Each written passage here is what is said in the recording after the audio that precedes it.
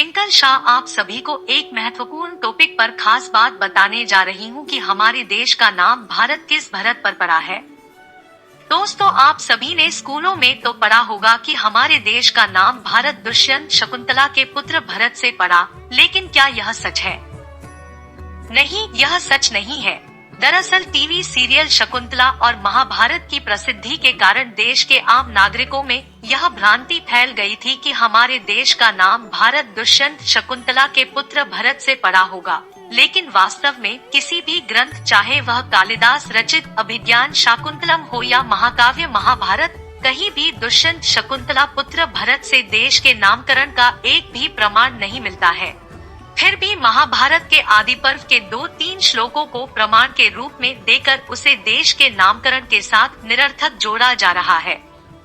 महाभारत के उन श्लोकों के सही अर्थ हम देखते हैं। इस श्लोक का अर्थ है, हमारे वचनों से तुम्हें इसका भरण पोषण करना है, इसलिए तुम्हारे पुत्र का नाम भरत हो। पुत्र के नामकरण की बात लिखी है, देश के नामकरण की नहीं। इस श्लोक का अर्थ है, भरत से भारती और भरत कुल की कीर्ति हुई, यह कौरव वंश भरत वंश बना, इनके बाद बने सभी राजा भारतवंशी के नाम से प्रख्यात हुए। दोस्तों, इस श्लोक में हमने जाना कि मात्र भरत वंश की ही बात कही है। इस श्लोक में भारता शब्द बहुवचन शब्द है, जो भरतवंशी राजाओं के बारे में बतलाता है। अर्जुन, कौरव, धृतराष्ट्र आदि भारत कहे जाते थे। इस श्लोक का अर्थ है, शकुंतला और दुष्यंत ने भरत को जन्म दिया, जिनके नाम से भारत का यह राजवंश दुनिया भर में जाना जाता है। इसमें भी भरत कुल की ही बात कही है, भारत देश की नहीं। आप गूगल ट्रांसलेशन में भी इन श्लोकों के सही अर्थ पढ़ सकते हैं। इन सभी श्लोकों से यह बात तो स्पष्ट है कि महाभारत में देश के नामकरण का कोई उल्लेख नहीं है। वैसे भी महाभारत का वास्तविक नाम जया था, जो बाद के कुछ विद्वानों ने श्लोकों की संख्या बढ़ाकर भरतवंशियों का युद्ध ऐसा महाभारत कर दिया। अब प्रश्न सहज उठता है कि आखिरकार हमारे देश का नाम भारत कैसे पड़ा? तो भारतीय सनातन संस्कृति के ढेर सारे विभिन्न प्राचीन ग्रंथों और पुराणों में इस बात के अनेकों प्रमाण उपलब्ध होते हैं कि हमारे देश का नाम तीर्थंकर ऋषभदेव के बड़े पुत्र प्रथम चक्रवर्ती सूर्यवंश के जनक भरत चक्रवर्ती से भारत हुआ है। हमारे देश में किसी को इसलिए महान नहीं माना जाता कि उसने कितना बड़ा राज्य किया, बल्कि इसलिए महान माना जाता है कि उसने कितना बड़ा त्याग किया। भरत चक्रवर्ती एक बार जब स्नान कर स्वयं को आईने में देखते हैं, तो मुकुट आभूषणों रहित स्वयं को देखने पर उनमें वैराग्य प्रकट होता है, जिससे उन्हें तत्क्षण कैवल्य की प्राप्ति होती है।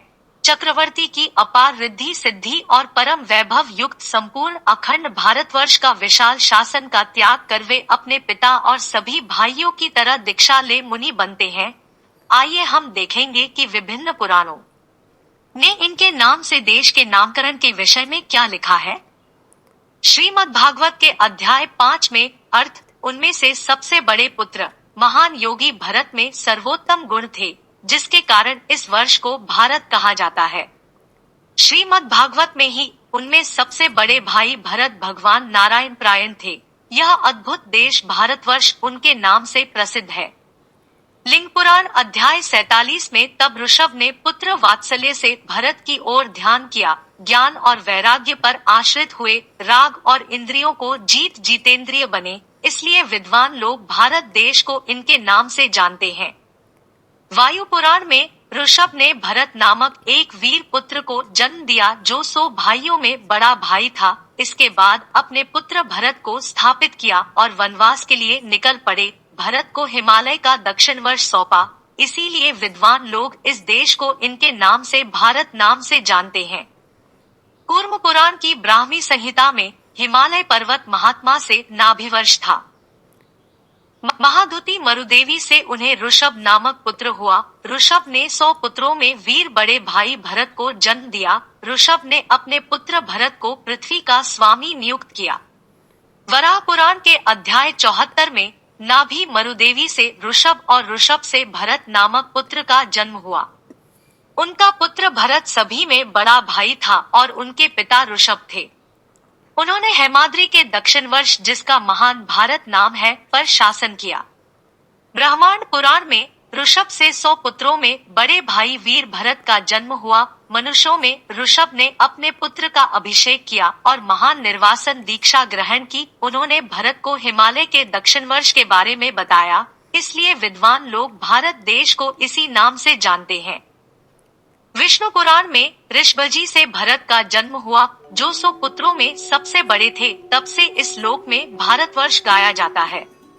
मार्कंडेय पुराण के अध्याय 53 में ऋषभ से 100 पुत्रों में सर्वश्रेष्ठ वीर भरत का जन्म हुआ। उनके पिता ने भरत को हिमावा नामक दक्षिणी वर्ष दिया, इसलिए उस महात्मा के देश का नाम भारत पड़ा। अग्नि पुराण के अध्याय 107 में मरुदेवी से ऋषभ और ऋषभ से भरत जन्मे। ऋषभ ने अपनी राजर्षि पुत्र भरत को देकर वे शाल्यग्राम गए। भरत से यह भारत हुआ और भरत से सुमति पुत्र उत्पन्न हुआ। भरत को भाग्य की देवी दी गई और हरि को शालिग्राम में माना गया। शिव पुराण में नाभि से पुत्र वृषभ और वृषभ से पुत्र भरत का जन्म हुआ। इन्हीं के नाम पर इस वर्ष का नाम भारतवर्ष रखा गया। स्कंद पुराण के महेश्वर खंड में कौमार्य खंड में नाभि के पुत्र ऋषभ थे और ऋषभ के पुत्र भरत थे और इस वर्ष को उन्हीं के नाम से भारत पुकारा जाता है। नारसिंह पुराण में ऋषभ से भरत, भरत से दीर्घकाल तक धर्म का पालन पोषण करने के कारण यह देश भारतवर्ष बन गया। बृहन्नारदीय पुराण में हे तपस्वियों में श्रेष्ठ, किसी समय भरत नाम के एक राजा रहते थे। ऋषभ के पुत्र थे जिनके नाम से यह खंड भारत पुकारा जाता है। सूरसागर पंचम स्कंद में बहुरो ऋषभ बड़े जब भये, नाभि राज दे वन को गए। ऋषभ राजा प्रजा सुख पायो, जस ताको सब जग में छायो। भरत सो भरत खंड को राव, करे सदा ही धर्म अरु न्याव। जैन आगम वसुदेव हिंदी के प्रथम खंड सोमश्री लंभक में ऋषभश्री ने अपने पुत्रों को राज्य सौंप कर दीक्षा ली। उनके पुत्र भरत भारतवर्ष के राजमुकुट बने। उनके नाम पर इस वर्ष को भारतवर्ष कहा गया। जैन आगम ग्रंथ जम्बूद्वीप प्रज्ञप्ति में भरत क्षेत्र में भरत नामक देवता निवास करते हैं, जो महान रिद्धिशाली परम धुतिमान पल्योपम आयुष वाले हैं। इसलिए है गौतम इस क्षेत्र को भरत क्षेत्र कहा जाता है। जैनाचार्य जिनसेन रचित महापुराण में तब ऋषभदेव के पुत्रों में सबसे प्रमुख भरत को राजा बनाया गया। भगवान ने उन नाथ के साथ यहाँ भारतवर्ष व्यतीत किया। आचार्य रविशेन कृत पद्म पुराण में अर्थ तब तक राजा भरत चक्रवर्ती वैभव प्राप्त कर चुके थे, जिनके नाम से यह क्षेत्र जगत में प्रकट हुआ है।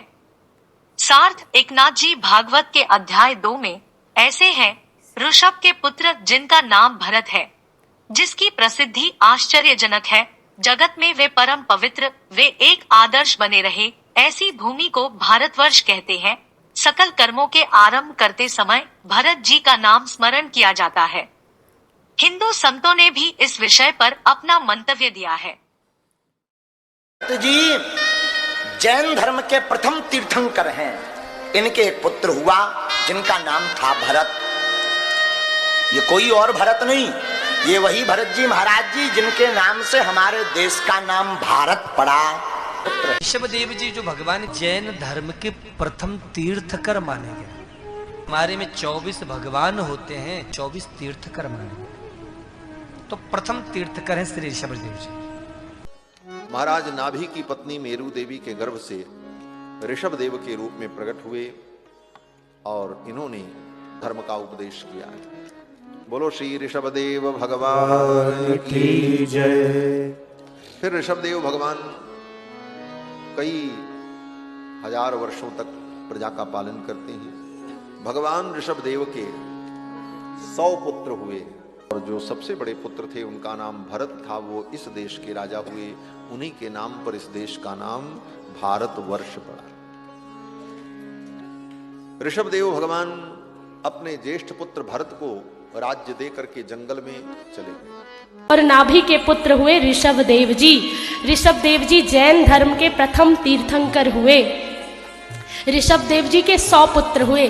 जैन धर्म कोई अलग धर्म नहीं है, हमारे भागवत में उसका वर्णन है। जैन धर्म के जो प्रथम तीर्थंकर है ऋषभदेव जी भगवान, वह भी हमारे भागवत। इस प्रकार भारतीय सनातन संस्कृति में स्पष्ट रूप से ढेर सारे प्रमाण उपलब्ध होते हैं कि भारतवर्ष का नामकरण तीर्थंकर ऋषभदेव के बड़े पुत्र भरत चक्रवर्ती से पड़ा है।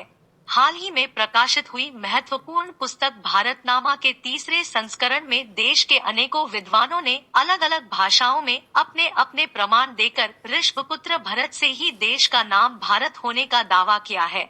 इसी पुस्तक में गुजराती भाषा में इस विषय पर आप मेरा लेख भी पढ़ सकते हैं। भारतीय ज्ञानपीठ से प्रकाशित और डॉक्टर प्रभाकिरण जैन द्वारा संपादित इस पुस्तक को पढ़कर इस विषय को और भी गहनता से समझा जा सकता है।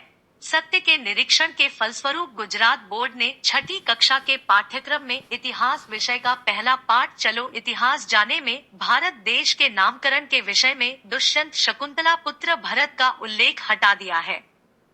लेकिन अभी इस बात को इतना बताकर टाला जा रहा है कि यहाँ भरतजन रहते थे, इसलिए देश का नाम भारत पड़ा।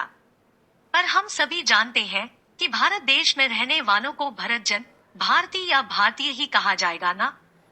ऋषभपुत्र भरत से भारत नामकरण का यह सत्य आसाम के कॉलेज के एनईपी के फर्स्ट ईयर के छात्रों के पाठ्यक्रम में शामिल कर दिया गया है और आशा है कि भारत के सभी राज्य बोर्ड और सेंट्रल बोर्ड के पाठ्य पुस्तकों में भी जल्द ही भारतवर्ष के नामकरण का यह सत्य शामिल किया जाएगा। भारतीय संस्कृति और भारतीय इतिहास से जुड़ी रोचक जानकारी के लिए कृपया दिव्य जैनिज्म चैनल सब्सक्राइब करें और वीडियो को ज्यादा से ज्यादा लाइक और शेयर जरूर करें। धन्यवाद। सत्यमेव जयते। जय भारत।